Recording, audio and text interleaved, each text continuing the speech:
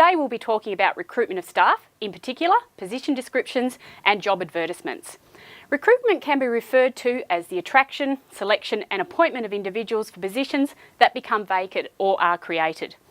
In essence, organisations need to find the right person with the right skill set at the right time to fit the organisation.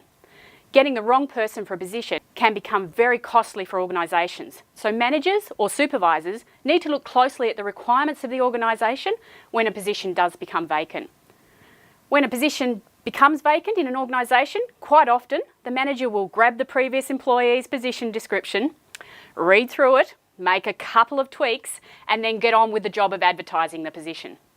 Managers are usually down an employee. Other team members or the manager themselves is normally covering the workload of the employee that has departed until a replacement is appointed. Therefore, managers tend to rush this process of getting the position description ready for advertisement.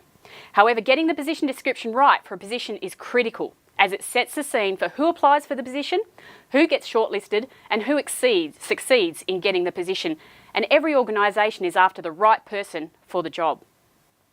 I'm sure you've heard many times, people are the most important asset of any organisation, so managers or supervisors need to spend some quality time looking at what they need in the organisation, not just tweaking what they already had.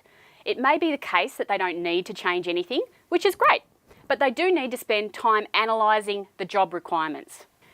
Things can change dramatically in organisations in short spaces of time, and when someone leaves, it is a perfect opportunity to re-evaluate where the organisation is heading. Do we have the right people with the right skills to get there? So essentially, managers need to start at the end point. What sort of skills and attributes does the organisation need in the next couple of years to achieve its outcomes? Then work back from there.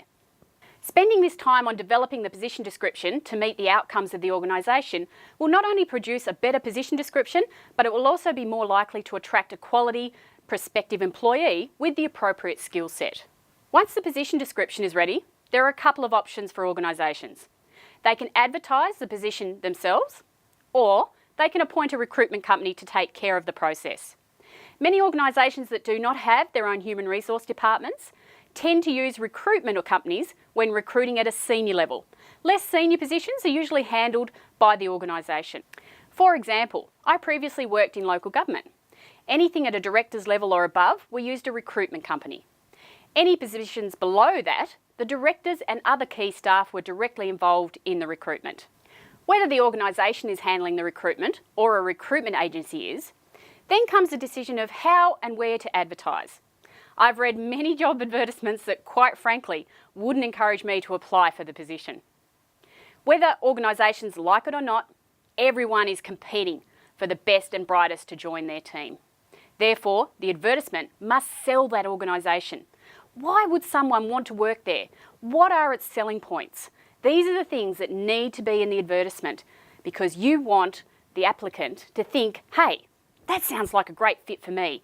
And then they go further and download the position description and put in an application. Every advertisement must have a hook that will appeal to the sort of person the organisation is trying to attract. Then comes, where should the organisation advertise?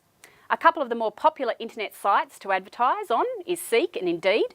Some organisations are doing some targeted Facebook advertising. It depends on the organisation.